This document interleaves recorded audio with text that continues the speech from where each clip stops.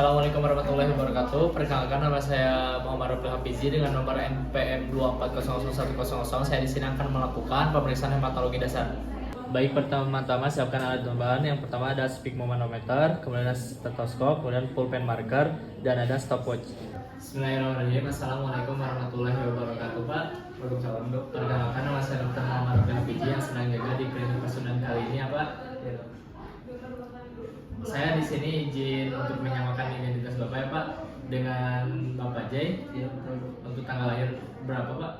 20 Juli, Dok. 20 dulu ya. Untuk alamatnya di mana, Pak? Jalan Kalimantan, Dok. Oh, Jalan Kalimantan. Baik, Bapak, jadi di sini saya akan melakukan pemeriksaan ini bertujuan untuk menilai resistensi atau ketahanan kapiler terhadap tekanan, ya, Pak. Apakah Bapak bersetuju, Pak? Jadi Bapak, tangan yang akan dilakukan pemeriksaan harus berada dalam keadaan istirahat, ya, Pak, dan terbebas dari pakaian. Apakah ditanyakan, Pak? Tidak ada, Dok. Baik, pertama-tama gambarkan lingkaran diameter 5 cm pada permukaan polar dengan lengan bawah sekitar 5 cm di bawah pasang QBT. Kemudian pasang manset tekanan darah di lengan atas.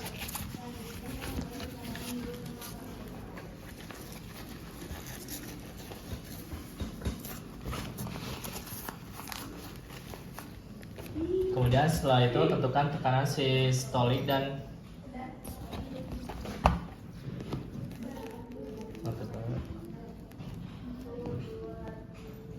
kemudian setelah itu tentukan tekanan sistolik dan diastolik, lalu turunkan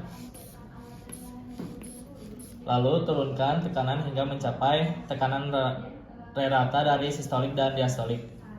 Kemudian setelah itu biarkan selama 5 menit, pertahankan tekanan pada manset. Kemudian turunkan tekanan sphygmomanometer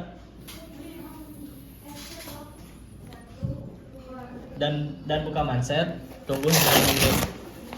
Kemudian setelah itu amati titik-titik kecil yang terbentuk di dalam lingkaran yang sudah dibuat sebelumnya. Ketika normal kurang dari 10 PTQ, ketika abnormal lebih dari 10 PTQ.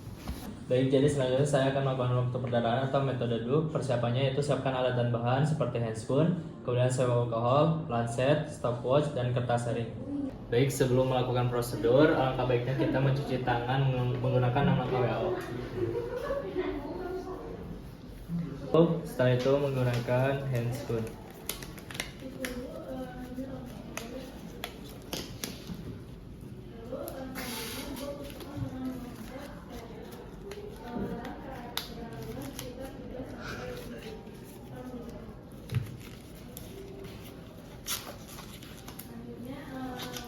Kemudian setelah itu bersihkan area pemeriksaan dengan kapas alkohol atau swab alkohol.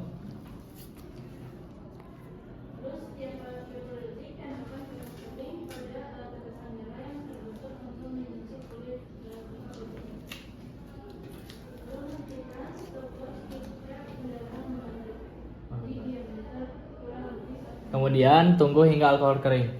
Kemudian buat tusukan dengan lancet steril sekitar kedalaman sekitar 3-4 mm. Kemudian setelah itu waktu dihitung saat tetesan darah pertama menggunakan stopwatch. Setelah itu setiap 30 detik tempelkan kertas sharing pada tetesan darah yang terbentuk tanpa menyentuh kulit tempat tusukan. Setelah itu hentikan stopwatch ketika pendarahan berhenti diameter sekitar kurang dari 1 mm. Waktu yang tercantum dilaporkan sebagai waktu pendarahan atau jumlah bercak darah pada kertas saring dikalikan 0,5 menit. Normalnya 1-3 menit. Kemudian setelah itu buang kertas saring ke dalam wadah biohazard. Kemudian lepaskan handscoon, buang ke dalam tempat sampah medis. Kemudian cuci tangan. Baik, selanjutnya ada waktu pembukaan atau slide test. Persiapannya siapkan alat dan bahan yaitu handscoon, kemudian swab alkohol, setelah itu lancet, stopwatch, dan kaca objek. Pertama-tama cuci tangan menggunakan nama KWO. Setelah itu menggunakan handscoon.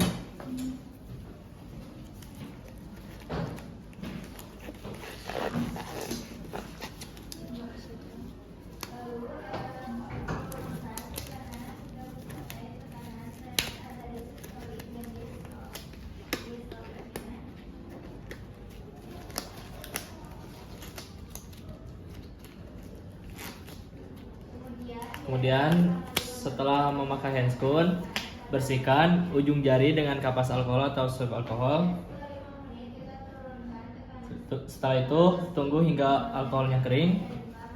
Kemudian buat tusukan dengan laser steril. Maaf ya, Pak. Waktu dihitung saat tetesan darah pertama muncul menggunakan stopwatch. Kemudian teteskan 3 tetes darah secara terpisah pada kaca objek. Kemudian tarik tetesan darah ke arah atas dengan bantuan laser setiap 30 detik.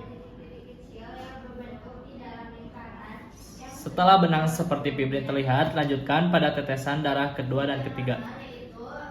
Kemudian stopwatch dihentikan ketika benang seperti fibrin terlihat pada semua tetesan darah. Catat waktu normal sekitar 2-6 menit. Kemudian buang kaca objek ke dalam tempat sampah medis. Kemudian lepaskan handscoon, buang ke dalam tempat sampah medis, kemudian cuci tangan.